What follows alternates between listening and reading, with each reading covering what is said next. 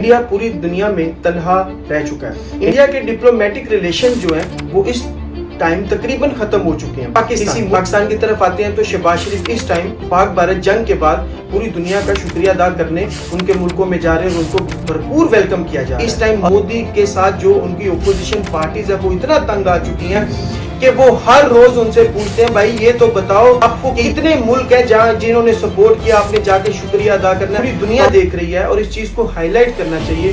मोदी ने कहा जी मैं 25 करोड़ अवाम का पानी बंद कर दूंगा, 20 करोड़ अवाम को मुश्किल में डाल दूंगा, अगर ये ना किया तो मैं गोली चला दूंगा, गोली तो मैं मार ही सकता। नेशनल लॉज की मोदी जो है वो सरेआम खिलाफवर्जी कर रहा है, जिस वजह से पूरी दुनिया जो है अब इंडिया से आंख चुराना शुरू हो चुकी है। दोस्तों, मैं आपका दोस्त होस्ट मलिक शाकिर अली एक दफ़ा फिर आप सबको मेरे चैनल पे खुशामदीद। और आज हम बात करेंगे सच और झूठ की, जो पूरी दुनिया को दिखाया गया, लेकिन मोदी सरकार जो है वो आज भी ये सच जो है वो मानने को तैयार नहीं है। और मोदी सरकार ने जो अपने लोगों को एक झूठ दिखाया, आज हम उस पर तफसील से बात करेंगे। इससे पहले मैंने एक शॉर्ट डाला था और मैंने कहा था कि मैं तफसीली इस पर वीडियो बनाऊंगा और आप सबको से आगाह करूंगा। पाकिस्तान और इंडिया के दरमियान जंग के बाद जो सीज फायर हुआ, और सुनने में आया ये सीज फायर जो है वो ट्रंप ने करवाया, प्रेसिडेंट ऑफ अमेरिका। लेकिन इंडिया को लगता है कि हालात आज भी पहले के जैसे ही हैं। लेकिन आपको यहाँ दोस्तों समझाने ये आया हूँ मैं, अब हालात पहले जैसे नहीं रहे। पाकिस्तान बिल्कुल बदल चुका है और इंडिया जो है वो इस वक्त इंटरनेशनल स्टेज पे बिल्कुल तन्हा रह चुका है। इंडिया को कोई भी एक सिंगल कंट्री भी सपोर्ट करने को तैयार नहीं है। शायद मोदी एक ऐसा इंसान है जिसने अपने साथ साथ पूरे इंडिया को इस नहज पे ले आया हुआ है कि इंडिया की अब कोई बात सुनने को भी तैयार नहीं है।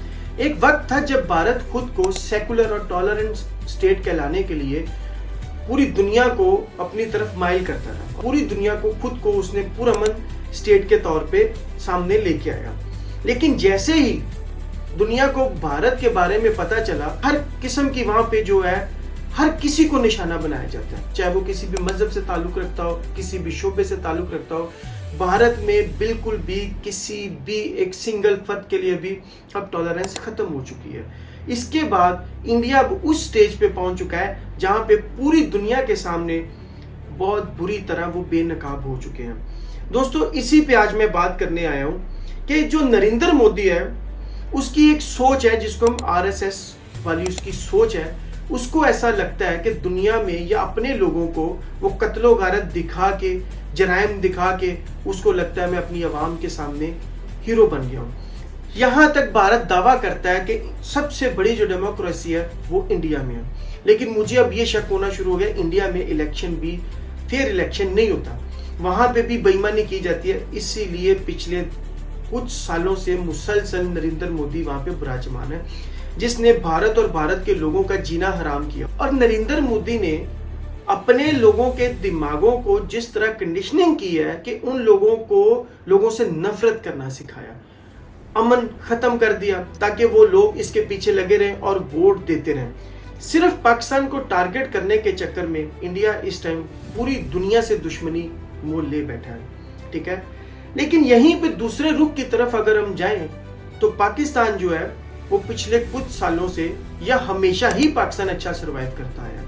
इंडिया ने हर फोरम पे पाकिस्तान को सिर्फ बदनाम करने के लिए ये सब कुछ दिखाया गया, भिखारी हैं, ये है, वो है।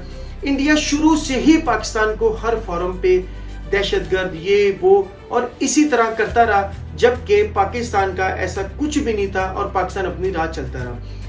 इंडिया के पाकिस्तान के हमले के बाद, जब इंडिया ने पाकिस्तान पे हमला कर दिया, उसके बाद दोस्तों एक्सपोज ये हुआ कि पाकिस्तान एक पीसफुल कंट्री है और इंडिया जो है वो पूरी दुनिया में इस टाइम बदनाम हो चुका है। इंडिया ने पाकिस्तान को टारगेट करने के चक्कर में पूरी दुनिया से रिश्ता तोड़ लिया है। तुर्की, ईरान, इवन GCC कंट्रीज जैसे दोस्तों से भी दूरी इख्तियार कर ली। आज का जो इंडिया है वो मोदी का इंडिया है, और जो मोदी का इंडिया है वो दुनिया के सामने अजीब ही तरीके से एक्सपोज हुआ है, जैसे कि आइसोलेटेड, डेस्परेट और अग्रेसिव नेशन के तौर पे उभर के सामने आया। इंडिया का ना ही कोई सॉलिड अलायंस है और ना ही कोई सॉलिड सपोर्ट है और ना ही कोई डिप्लोमेटिक हमायत है दुनिया में। इंडिया ने एक जंग पाकिस्तान से की और एक जंग जो पूरी दुनिया से की नहीं है, लेकिन वो जंग भी इनकी हो चुकी है।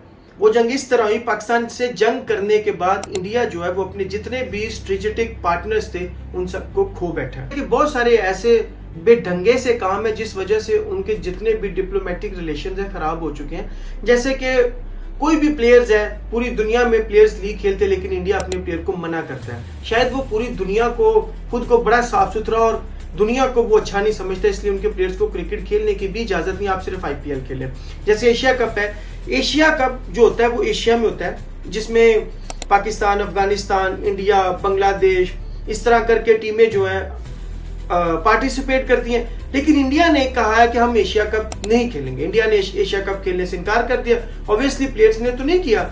ये जो इंडिया है, मोदी का इंडिया है, उन्होंने एशिया कप में अपनी टीम को खिलाने से भी इनकार कर दिया। आपको इसकी वजह बताता हूं कि कहीं भी पाकिस्तान मौजूद हो, इंडिया को बहुत ही ज्यादा तकलीफ होती है और वो किसी भी जगह पे जहां पाकिस्तानी प्रेजेंस हो वो लोग वहां नहीं टिकते।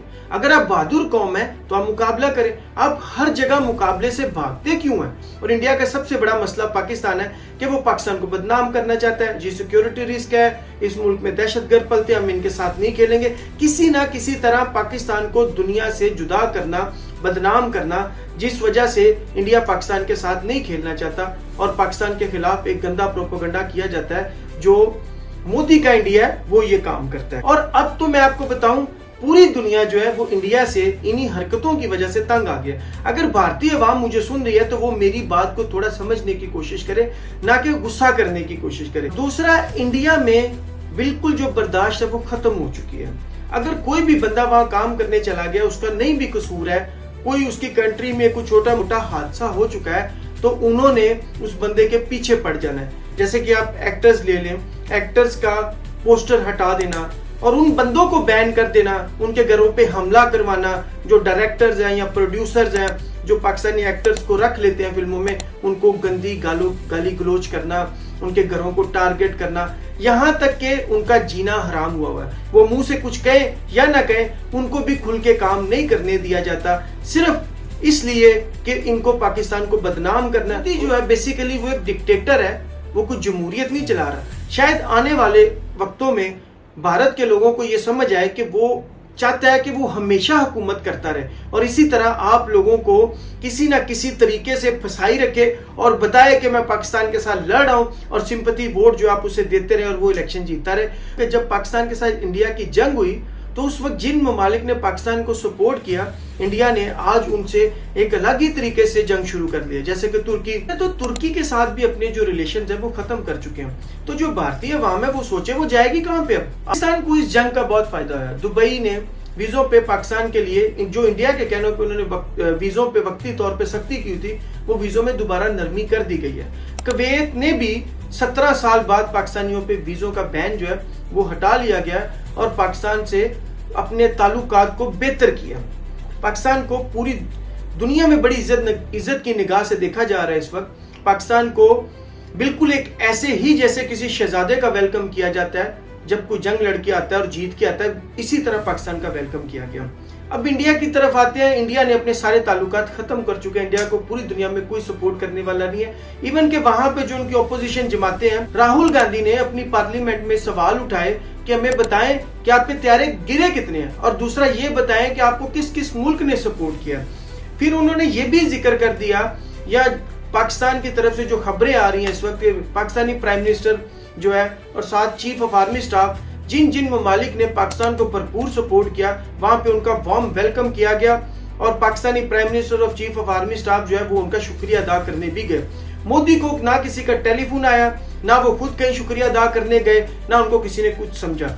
यहाँ पे एक थोड़ी हास्य मजाक वाली भी बात कर देते हैं। इंडिया को तो इतना मजाक उड़ाया गया है कि प्रेसिडेंट अमेरिका जो है, ट्रंप है, वो हर जगह बैठ के इनका मजाक भी उड़ाता है और हंसता भी है। और प्रेसिडेंट अमेरिकन कहता है कि मैं अगर जंग ना रोकता तो शायद इनको लग पता जाता। एक हमला जो है मोदी ने पाकिस्तान पे फिर किया, पाकिस्तान का पानी रोक के। पाकिस्तान का जो पानी रोका है वो तकरीबन 20 से 25% पानी रोका गया है और वो गुजरात में तकरीरें करता है, गंदी गंदी कहता है, पाकिस्तानी लोगों को मुखातिब करके कहता है कि आप अपने जो गवर्नमेंट है या अपने मुल्क के खिलाफ खड़े हो जाएं और इनके खिलाफ बगावत करें, दहशतगर्दी के खिलाफ वो हमें बताना चाहता है कि हम दहशतगर्दी करते हैं या हमारे लोग मुतासिर हैं, तो वो हमारे लोगों को भी हमारे अगेंस्ट कंपेन करता है और वो कहता है अगर आप ये नहीं करेंगे तो कम से कम मेरे पास गोली चलाने का राइट तो और मैं वो गोलियां चलाऊंगा। वो ये समझता है कि शायद गोली चलाएगा और वो चल जाएगी, ऐसा कुछ नहीं होने वाला। और एक न्यूक्लियर पावर का जो प्राइम मिनिस्टर है वो ऐसी अजीब अजीब सी बातें करता है, उसका कोई दिमागी इलाज होने वाला है वो आप करवाएं, वो ज्यादा बेहतर है। और ये लीडरशिप नहीं है, ये तो कोई नंगा नाच है जो पूरी दुनिया उसका देख चुकी है। और ये दहशतगर्दी है, ये यूएनओ को भी इसका एक्शन लेना चाहिए और इंडिया पे सख्त पाबंदियां आयद करनी चाहिए। इसको ऐसे खुला नहीं छोड़ना चाहिए। किसी का पानी बंद करने का मतलब होता है कि उसको भूखा प्यासा मार देना, वहां पे ज़राअत फसल जो है वो खत्म हो जाए, या अब पानी पे सारी जंगें शुरू होंगी। और जैसे ही इंडिया ने ये आगाज किया पानी पे जंगों का, तो मैं आपको ये बता दूं तीसरे जंगे अजीम भी। अब पाकिस्तान जब इंडिया ये हरकत करेगा तो ऑब्वियसली पाकिस्तान जो है वो दोबारा से जेट उड़ाएगा, वहां पे मिसाइल मारेगा उनके डैमों पे। ये तो नहीं हो सकता वो अपने 25 करोड़ लोगों को भूखा प्यासा मरने के लिए छोड़ देंगे, इसलिए ये हरकत करनी ही नहीं चाहिए। भारत के अवाम बेहतर समझते हैं। मोदी ने जो इस टाइम गुजरात का कसाई बन के पूरी दुनिया का मन खराब किया हुआ है, ये इंतहाई एक घटिया हरकत है। इसीलिए आज इंडिया जो है वो पूरी दुनिया में अकेला रह चुका है। ना कोई इंडिया के एक्टर्स की इज्जत है, ना कोई इंडिया के पॉलिटिशियन की इज्जत है, ना कोई इंडियंस इवन के ना उनकी अवाम की भी कोई इज्जत नहीं। आप कहीं बाहर जाके देख लें, उनको लोग अच्छी नजर से नहीं देखते। इंडिया इस तरह से जाना जाता है जैसे इंडिया एक बदला लेने वाली कौम है। मोदी ने इंडिया को रिप्रेजेंट इस तरह किया है कि ये बदला लेने वाली कौम है और ये हर किसी से बदला लेगी। अभी रिसेंट में आपको बताता हूँ, एक इंग्लैंड की मॉडल थी, वो यहाँ पे आई थी, मिस वर्ल्ड का कोई फंक्शन वगैरह चल रहा था, तो उसमें जब वो आई तो उसने बताया, मुझे ऐसा लगा जैसे मैं कोई फहाश एक्टर हूँ और या मैं फहाश फिल्मों में काम करनी, मुझे इस तरह इन्होंने डील किया। और वो उसी दिन वो शो जो है क्विट करके वो अपने इंग्लैंड वापस चलेगी। औरतों के लिए इस मुल्क में ये ज़ेन पाया जाता है कि आप ये देखें, अब वहां से लोग भागना शुरू हो गए। जो औरत वहां पे मिस वर्ल्ड के लिए आई थी वो वहां का मुल्क छोड़ के क्विट करके हर चीज चली गई और बाद में अपनी फीलिंग्स जो है उसने लोगों के साथ शेयर की कि देखिए मेरे साथ ये सब वहां पे हो रहा था। ये इंतहाई घटिया हरकत, और इसको कहते हैं जो मोदी का इंडिया है वहां पे ये सब हो रहा है। जो भारतीय अवाम है वो कभी भी इस हक में नहीं है। वो लोग अमन भी चाहते हैं, काम भी करना चाहते हैं, सुकून भी चाहते हैं, अपने बच्चों का बेहतर मुस्तकबिल भी चाहते हैं। लेकिन मोदी जो है उसने पूरी भारतीय अवाम का मुस्तकबिल इस टाइम दांव पे लगाया और चंद गंदा मीडिया साथ मिला के, उनका मीडिया इतने झूठ बोलता है, इतने झूठ बोलता है, अब तो मुझे लगता है उनकी अवाम को भी समझ आ चुकी है कि हमारा जो मीडिया है वो बहुत बड़ा फ्रॉड है। इसी वजह से आज जो इंडिया वो पूरी दुनिया में तन्हा है। ना वो क्रिकेट किसी के साथ खेलना चाहते हैं, ना वो किसी के साथ, जैसे कोई मूवी है, एक्टर्स हैं, हर किसी के साथ उनकी जंग है। वो हर किसी को अपने पैर का जूता समझते हैं, चाहे वो सुपर पावर है, चाहे कोई भी मुल्क है, वो किसी को भी रिस्पेक्ट नहीं देना चाहते। इंडियन जो है वो खुद को बहुत ज्यादा इज्जत वाला समझते हैं और लोगों को वो बहुत गिरा हुआ समझते हैं। आज दुनिया इनकी सोच यही समझ के लोगों ने इनके साथ जितने भी डिप्लोमेटिक रिलेशन थे सारे खत्म कर दिए, क्योंकि मुल्क भी जो होते हैं बाकी जिनका आपके साथ ताल्लुक हो वो रिस्पेक्ट का भी होता है, अमन का होता है, खेलों का होता है। आप ना किसी के साथ खेलते हैं ना किसी को खेलने देते हैं, हर जगह जाके जो गंद डालना ये कोई अच्छी बात है। पाकिस्तान पे अब आते हैं। पाकिस्तान इस टाइम हर तरफ बल्ले बल्ले है जी, ढोल बज रहे हैं, शनाइयाँ बज रही हैं। हमारे मुल्क में आप देखें तो पिछले कई महीनों से बड़ी अच्छी खबरें आ रही हैं। इंडिया के साथ जंग के बाद पाकिस्तान जो है वो एशिया में और पूरी दुनिया में उभर के सामने आया। ये नहीं कि वो पहले नहीं था, पहले भी था, लेकिन पहले इंडिया ने जो गंदी एक प्रोपेगेंडा करती थी उस वजह से पाकिस्तान थोड़ा सा पीछे था। अब तो जो भारतीय अवाम है, अब तो पूरी दुनिया ये चीज कर रही है कि इंडिया को बहुत नुकसान हुआ है, शिकस्त हुई है। अब तो अवाम को, भारतीय अवाम को भी समझ जाना चाहिए।